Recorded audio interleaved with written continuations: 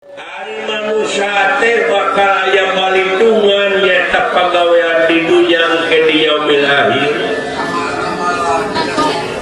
Sapapura mah beda jeung sato. Sapertina anjing buduk di jarian paehna teh ngaluhur sabat bilatungan, tapi aya jelema mah sajabana ti bilatungan teh bakal panggih jeung hiji balitungan anu tangguh.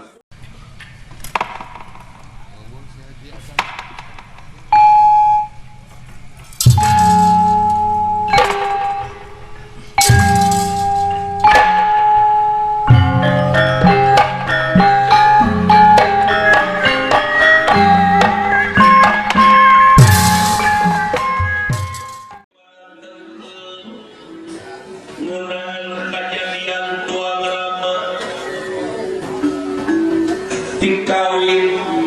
Kang Raka Yudhistira Wahidam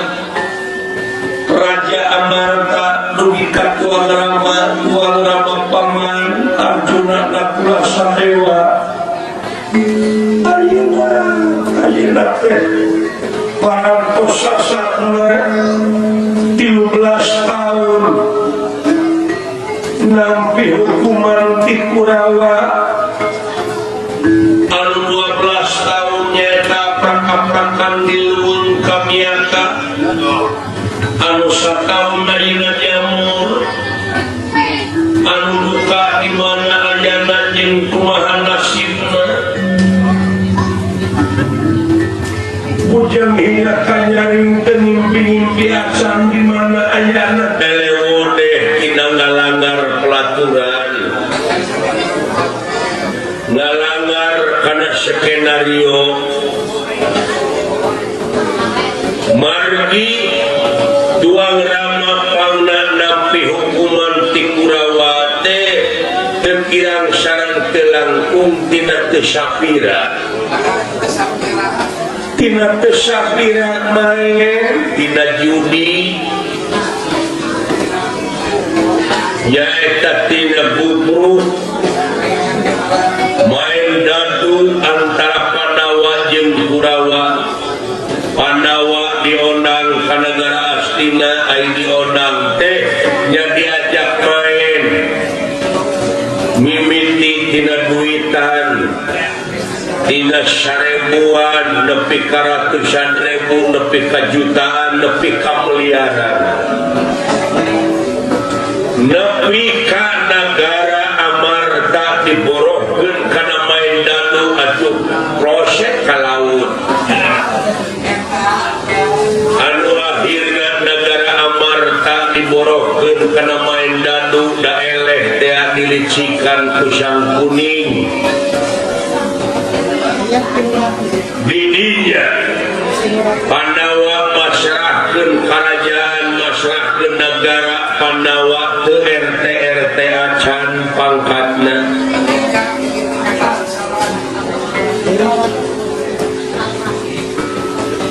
Taieu teh sawatara tina saltik tina teu sapira tina ngicip-ngicip barang anu teu sapira anu dilarang ku agama jeung dari agama. Kapan sidik ari judi teh ceuk nagara teu meunang ceuk agama haram dar dipigawenya tuh pupuh cilaka. Anu ayeuna Pandawa teu boga nagara malahan geus teu RT acan pangkatna oge. Jadi budak bulian teh mah nya hasil gempungan sarea bisa negara Amarta dipulangkeun deui ka Pandawa, tapi Pandawa teh kudu meunang hukuman heula, kudu cicing di leuweung kamiaka 12 tahun, kalayan ditambahan 1 tahun kudu jamur. Dina eta jamur teh ulah kapangih, di mana kapangih keur jamur maka Pandawa kudu balik deui hukuman kana 12 tahun.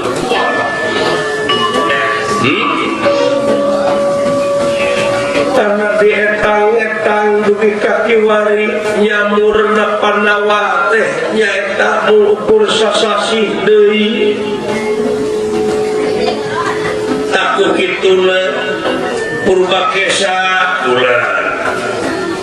ayeuna mah urang sasadiaan mulihna Pandawa teh moal ka mana lintang ti ka dieu da puguh geus teu boga nagara. Moal ka mana deui pasti ka dieu urang tatang-tatang sadiakeun tempat anu laluasa sayogikeun tuangan anu bergiji anu raraos sakumaha karsana Pandawa dawuh paminten kedah jayogikeun ai pais tongkol iya jeung lalap sambal we da puguh eta spesifik urang mah iya kabukti jeung karesep selera bangsa urang mah kitu we lauk asin iya lalap sambal ulah sok teh make ajinomoto sabab ngandung babi iya aida starata maraja astina ngahalalkeun teh kana ajinomoto teh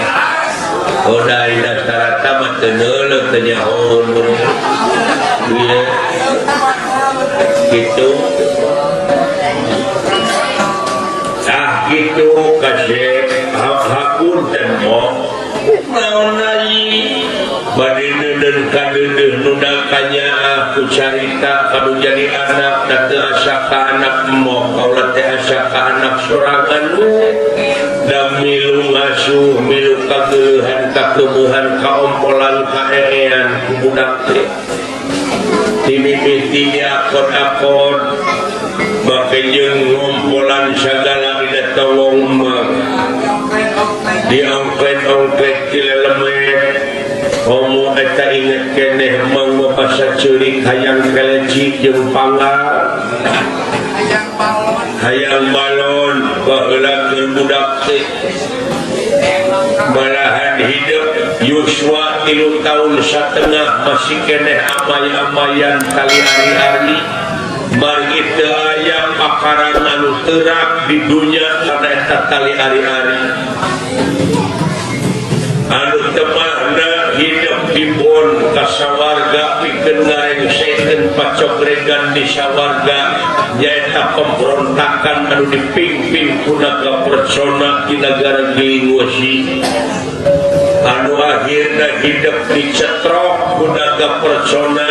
emahna hidup digemleng dina kawasan di muka dicampuran gusi persani wajah perak jeung sajabana anu kiwari hidup jadi hiji pahlawan negara Pringgandani Gatot Kaca is the hero of Pringgandani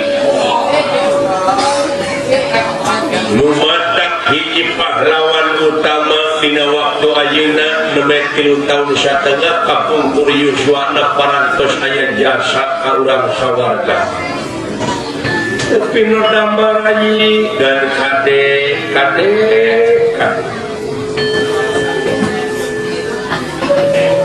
hampura mangkasih mana teman dia jengah Papua pisang dapat ringan punten paksa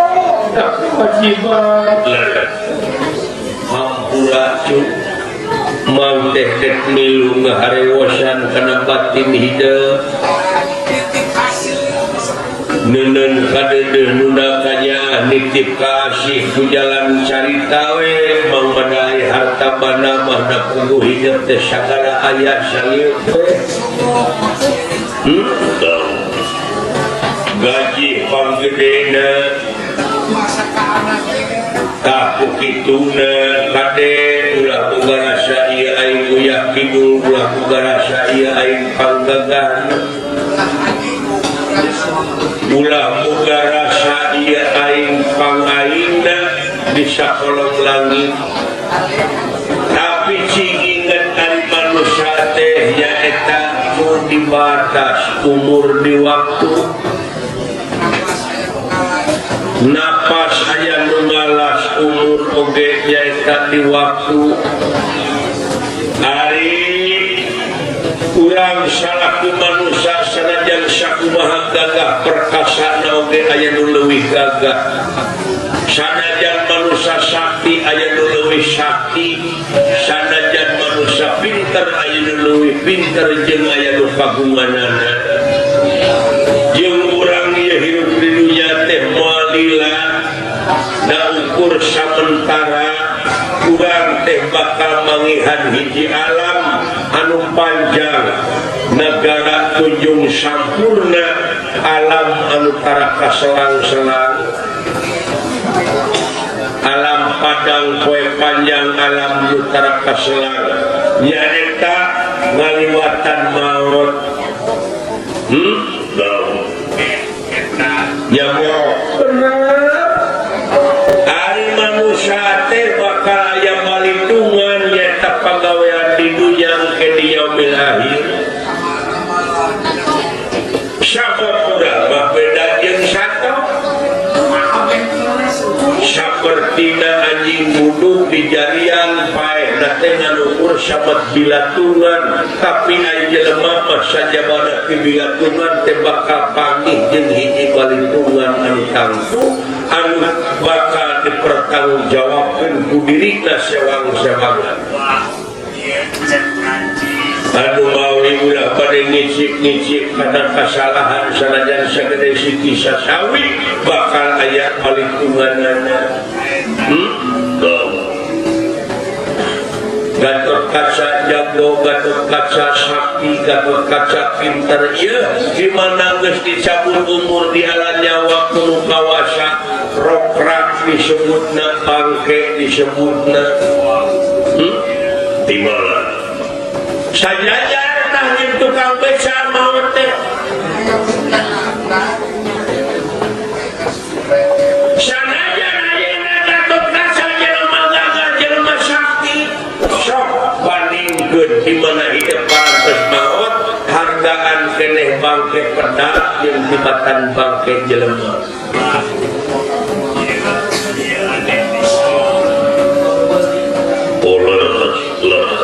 bangke teri mana aya nu meuli sanajan bari leutik ya tapi coba lamun dagang bangke jelema sanajan pangkatna jenderal tong boro make kudengeun-dengeun ku anak ku pamajikan jenderal di mana geus maut ceuk pamajikanana secara tidak langsung diusir ti imah silakan bapak pergi untuk selamanya jajak nepi ka lawang kubur ngagulut ceulik anak jeung pamajikan sabulan 2 bulan 3 bulan nepi ka sataun aya we anu ngetrek pamajikan urang teh aya nu ngetrek tuluy pamajikan urang bogoheun dikawin batur imah ladang urang ladang usaha teh nyaeta dipake hees ku marut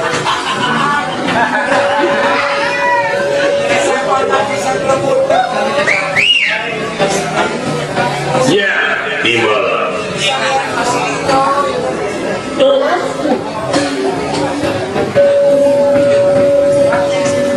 sabulan 2 bulan 3 bulan ditinggalkeun maut kurang pamajikan aya nu ngapelan haji udu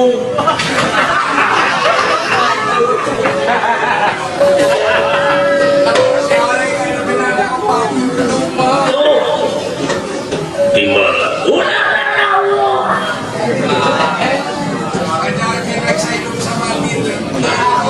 sabab dina waktu panglima nyaeta cinta antara salaki jeung pamajikan bapak keur bujang inung keur lanyak duh nepi ka dunya teh asa nu sorangan mangga fungsi bobogohan jeung nu budeg aya eta nu budeg teh tina inum sukuna teh aya kutil ari cek mang teh neng eta teh kutil dina sampean teh sanes cenah Kang naon atuh kutil baru kana meureun mang teh nanyakeun kereta api meureun lain kawan mah bobogan tuh tiba Numawi mangkahat tuang rama anu ayeuna nyaeta nebus dosana ku jalan narima hukuman 12 tahun ai tulawa mah teu katebus dosana tina judi teh ayeuna keur mewah-mewah we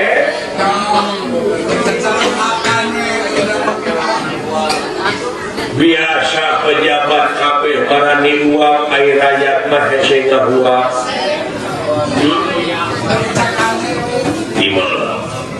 Dastarata Raja Negara Astina barijeng ningali sedangkan cek ramalan kolot lamun ieu negara dirajaan kudu teu ningali cenah bakal berata yuda ai berata teh dulur ayuda teh perang bukti nawe di Astina mah geuning ayeuna teh dorkane para sehat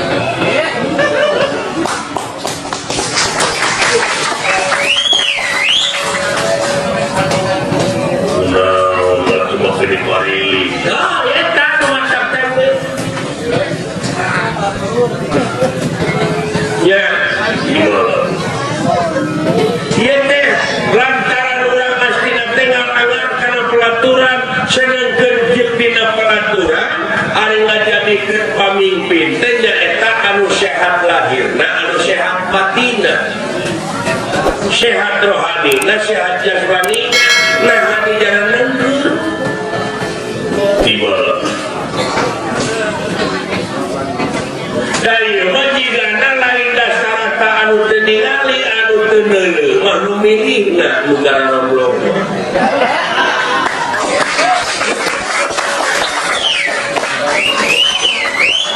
ya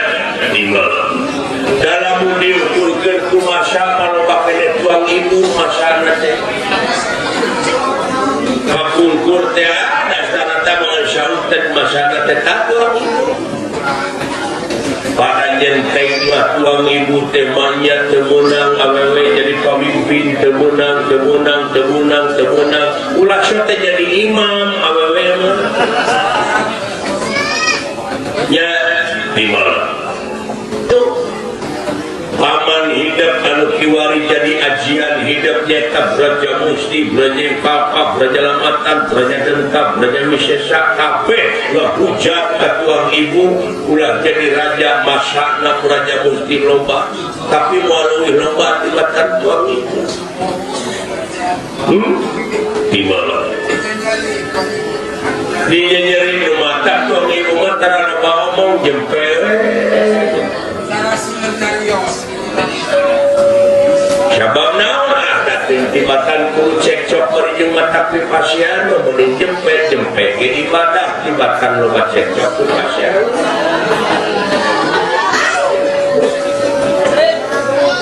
sabab naon sedikit bicara banyak kerja ya timbal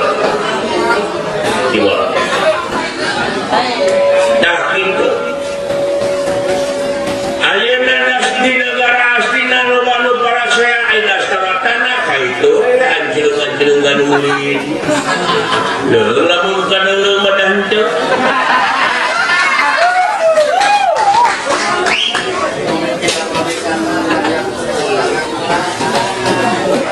ya timbal malah hanya mahkota ge dahulu ya kereta api bisa gitu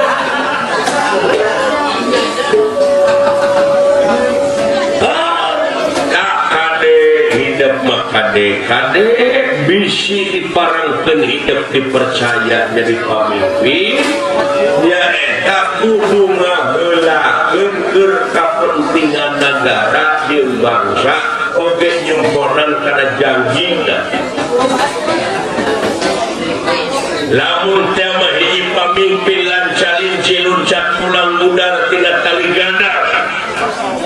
silakan nuhun itu maka pada hujat kuraya sedangkan ayeuna mah zaman transparan sabab naon sabab kadaulatan sapinuhna aya di tangan rakyat